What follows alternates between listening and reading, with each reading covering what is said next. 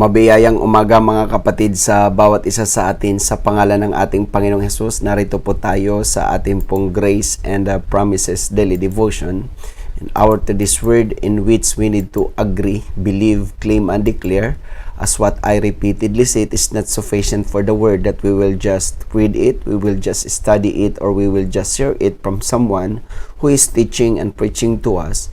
We have to agree it wholeheartedly, believe it wholeheartedly, claim it wholeheartedly, and declare it wholeheartedly so that there will be manifestations in our lives.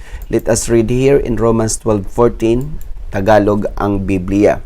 Pagpalain ninyo ang mga sa inyo'y nagsisiusig. Pagpalain ninyo at huwag ninyong sumpain. And in Amplified Version, Romans 12:14, bless those who persecute you, who are cruel in their attitude toward you. Bless and do not curse them. Mapagpala po ang salita ng Diyos na ating pagbubulayan ngayon mga kapatid. We all know ng author po ng Book of Romans is no other than Apostle Paul himself. And Apostle Paul known as a man of revelation dahil sa kayamanan at mga kadakilaan ng mga kapahayagan ng Diyos sa kaniyan. Apostle Paul wrote almost 1/3 of the New Testament books, and his writings and epistles known as Pauline epistles, and some of them are known as pastoral epistles, prison epistles, and general epistles, brethren in Christ. And this was his letter and epistle sa mga mananampalataya sa Roma o sa iglesia na nasa Roma, mga kapatid, na ang wika po ni Apostle Paul, pagpalain ninyo ang mga sa inyo'y nagsisiusig. Because way back then, brethren in Christ, we all know naman yung early church, brethren in Christ, how they were persecuted by the Romans. At ang iba po sa kanila ay pinapapatay, ang iba ay pinapakulong, ang iba talaga ay nakakaranas ng tinatawag po nating severe persecution. At ang persecution na tinutukoy po dito is cannot compare the persecution that we are encountering in this life, brethren. Because between life and death, ang kanilang persecution way back then, brethren in Christ. At ngayon, ang wika po ni Apostle Paul, ina-admonish niya itong mga born again, Kristiyano, mananampalataya at anak ng Diyos, mga kapatid na nasa Roma. Sabi niya, pagpalain ninyo ang mga taong sa inyo'y nagsisiusig. Maganda mga kapatid yung sinasabi po sa Amplify, kasi yung nagsisiusig doon, ito pala po yung mayroong mga cruel attitude sa mga anak ng Diyos, born again, Kristiyano at mananampalataya. Alam naman po natin pag pinag-uusapan natin ang cruel attitude, brethren in Christ, they will not treat you well. Talagang magaspang ang pagtrato sa kanila, magaspang ang pakikitungo nila, mga kapatid, sa bawat isa sa atin.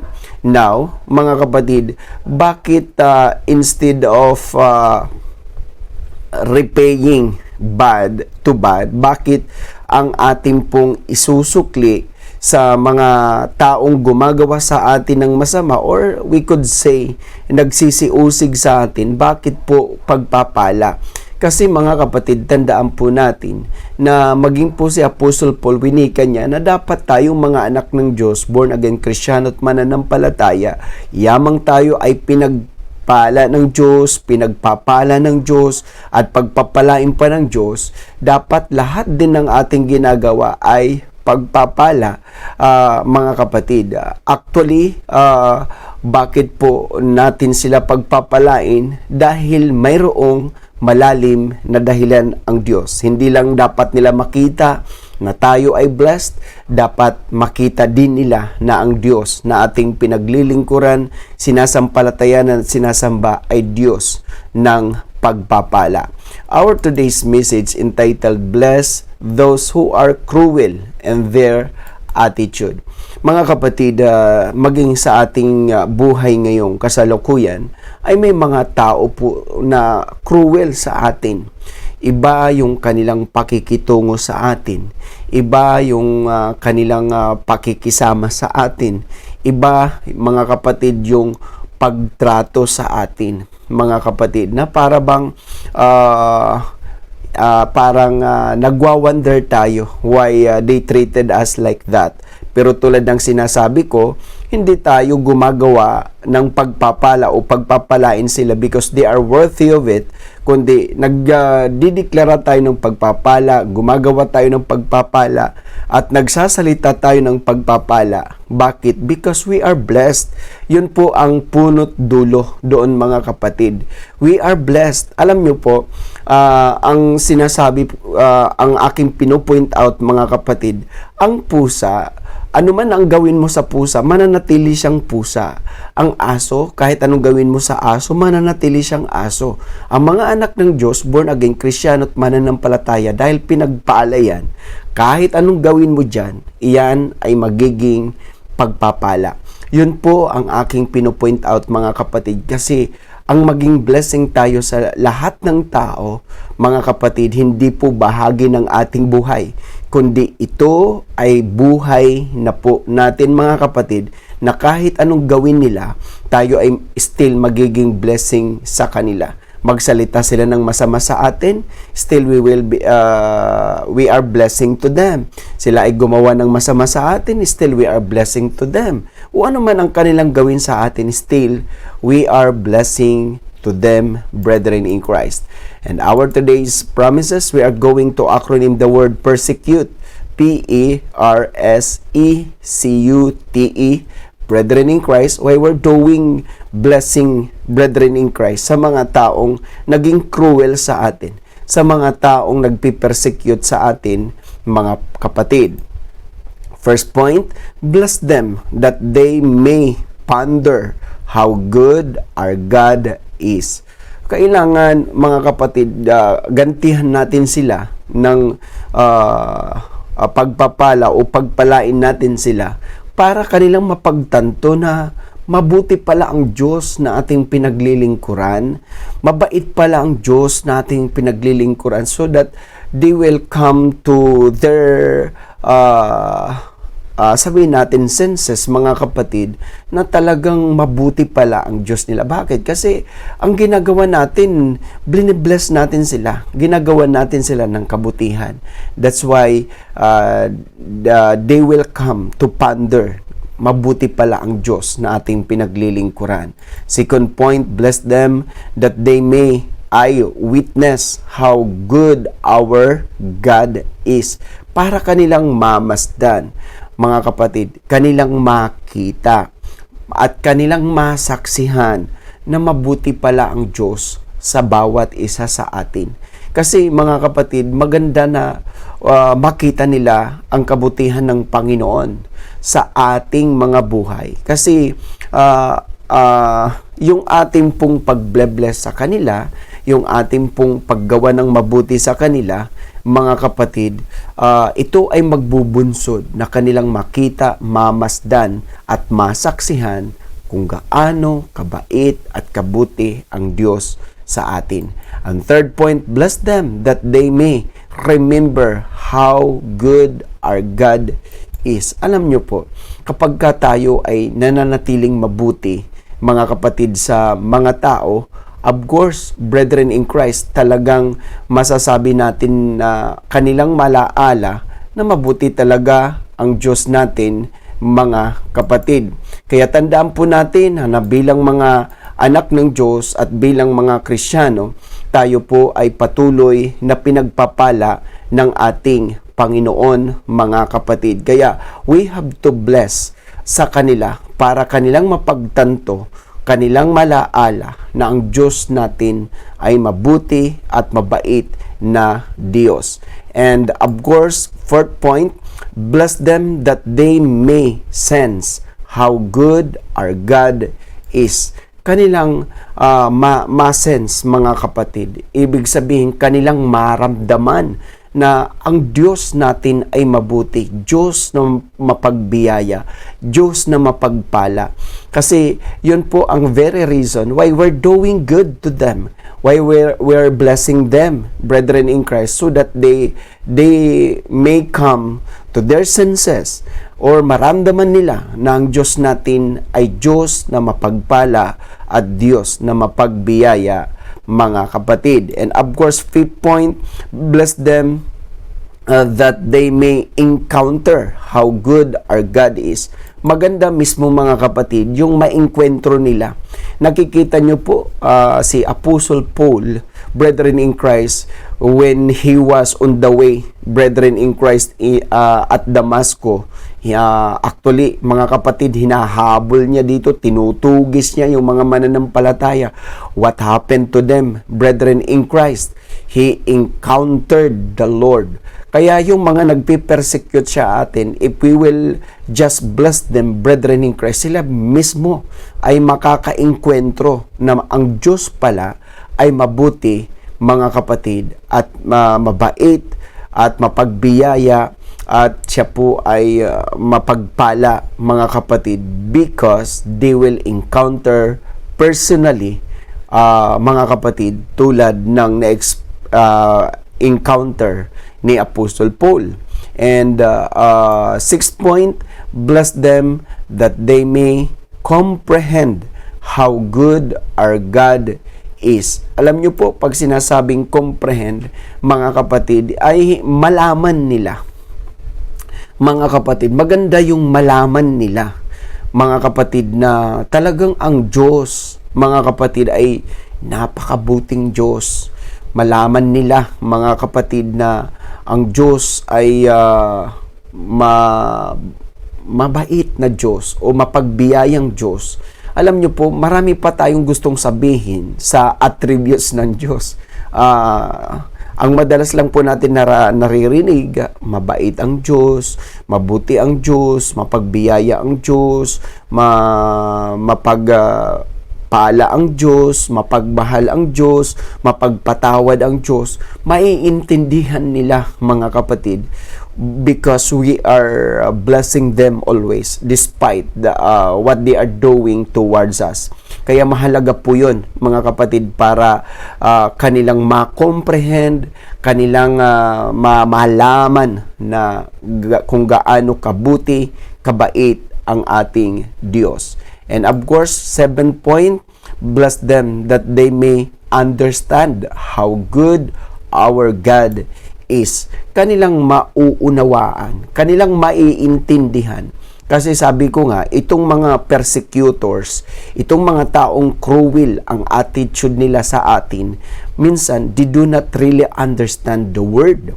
Mga kapatid, hindi talaga nila naintindihan ang salita ng Diyos, because if they understand the word of God, they will not treat us like that, mga kapatid. Kaya lang sila nagiging cruel, kasi ang totoo talaga, mga kapatid, hindi nila naintindihan ang salita ng Diyos. Kaya nga sinasabi ko nga po, mga kapatid, people won't understand what forgiveness is all about. People don't understand what love is all about. People won't understand what faith is all about, maliban na makita ito sa ating buhay. Kasi people will only understand what love is kapag ka nakita ang pag-ibig sa atin. Yun po ang sinasabi natin. People will understand how good our God is because we are good to them. Hindi nila maintindihan kung gaano kabuti ang Diyos unless na makita nila ang kabutihan sa ating mga buhay. 8th point, bless them that they may taste how good our God is. Di ba naririnig natin sa Psalms? Taste the goodness of God. Tikman mo ang kabutihan ng Diyos. Mga kapatid, natitikman yan. Nalalasahan yan, mga kapatid. Kasi kapag nalasahan nila na ang Diyos ay mabuti, ang Diyos ay mabait, ang Diyos ay mapagpatawad, ang Diyos ay mapagmahal, ang Diyos ay mapagbiyaya, ang Diyos ay mapagpala, mga kapatid, maniwala kayo, mababago ang kanilang pananaw sa buhay, mababago din ang kanilang pakikitungo sa atin, mga kapatid. Let them taste the goodness of God through us. And of course, last point, ninth point, brethren in Christ, bless them that they may experience how good our God is. Yan po ang pinakamaganda, yung mismo maranasan nila, mga kapatid. Kaya kita nga po, sa tagal ko na pong pagpapastor, marami na po ako mga naengkwentrong taong nagpipersecute sa church, binabato ang church, kung ano-ano mga wikang hindi magaganda ang sinasabi sa mga lingkod ng Diyos. Alam niyo po what happened? Paglaon ng panahon, tinawag sila ng Diyos, naging born again sila, at ngayon sila na mismo ang nakakaranas ng persecutions. So, maganda po yung ganito na, mga kapatid, tayo man ay binabato ng bato, gantihan natin ng tinapay. Mga kapatid, kapag tayo ay pinagwikaan ng masama, pagwikaan natin sila ng mabuti. At kapag tayo ay sinumpa, pagpalain natin sila. Alam nyo po, mga kapatid, darating ang panahon, yung ginagawa nila sa atin ay mararanasan din nila. At kapag naranasan nila, gagawin din nila yung ginagawa natin.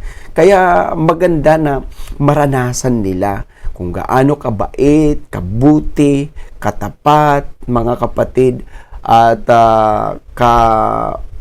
mapagbiyaya, kamahabagin ang Diyos natin, mga kapatid, by doing good to them, and of course, brethren in Christ, by blessing them.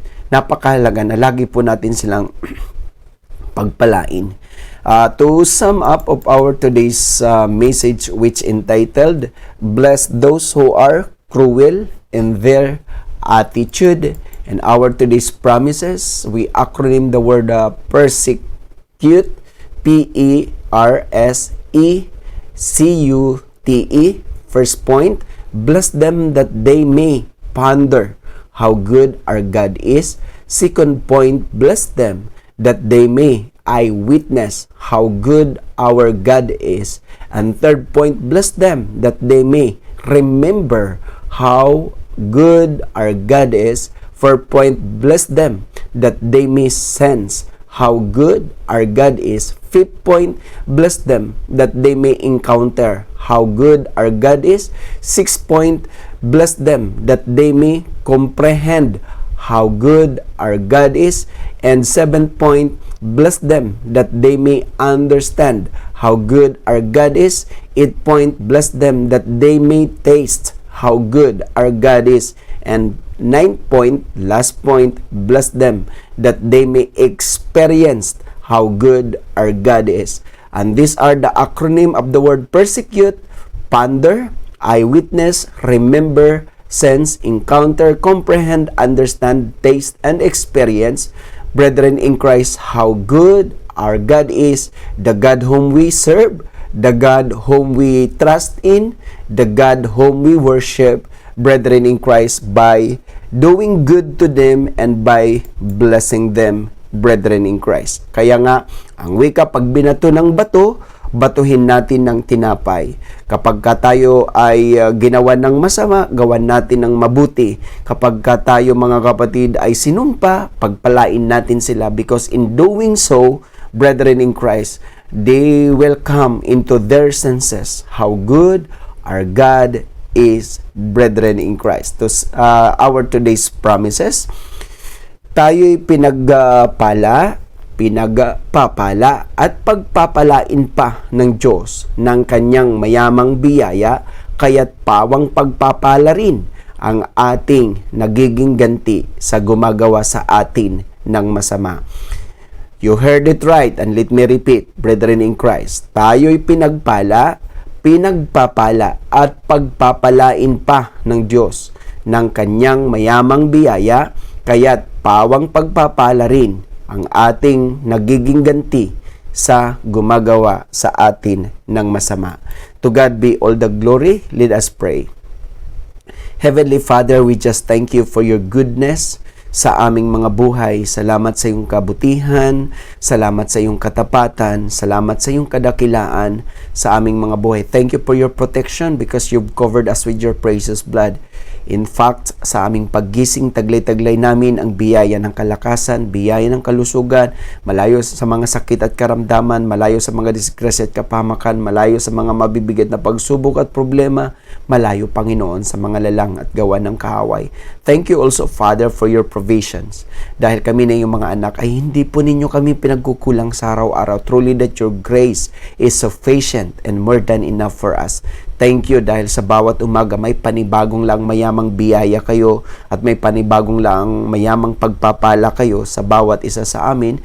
That's why today we expect that we will receive all the blessings that you have stored and prepared to each and every one of us today. Thank you, Jesus, dahil pinagpala nyo na po ang buong aspeto ng aming buhay. You blessed us already spiritually, intellectually, emotionally, physically, materially, and financially. And thank you, Jesus, dahil once again, kami na naman po ay magiging vessels and channels of blessings to everyone. Kaya kami na naman po ay magiging pagpapala sa aming pamilya, magiging pagpapala sa aming iglesia, magiging pagpapala sa aming komunidad, magiging pagpapala sa negosyo na aming pinangangasiwaan, magiging pagpapala sa kumpanya na aming pinagtatrabahuan. Salamat din sa aming mga kapatid, kaibigan, kapanampalataya na ngayon ay nakikinig at nanunood. Lord, alam po ninyo ang pintig ng kanilang puso, alam po ninyo ang ninanasa at ninanais ng kanilang puso. Lord, anuman ang kanilang prayer, I decree in your name that everything will be granted because we hold on to your promise, Jesus, that whatever we ask to the Father in your wonderful and precious name, everything will be given unto us. That's why, Lord, lahat hinihiling namin ito, Ama, sa pangalan ng aming mapagmahal na Panginoong Hesukristo, na kung may nangangailangan kaligtasan, grant them salvation. Kung may nangangailangan ng kagalingan, grant them healing. Kung may nangangailangan ng kalakasan, grant them strength. At kung may nangangailangan ng provision, grant them your provision, Jesus. At ano pa man ang kalamang kahilingan, Father, kami na yung mga anak, is one of our privileges na wala kaming hiningi na hindi po ninyo ibinibigay sa amin. Thank you, Jesus. Thank you, Lord. Dahil tunay nga po na because you have been blessed us already, kaya anuman ang gawin sa amin, anuman ang pakikitungo sa amin, anuman ang pagtrato sa amin, Lord, still we will become blessings to them because ito na po ang kabauan ng aming pagkatao.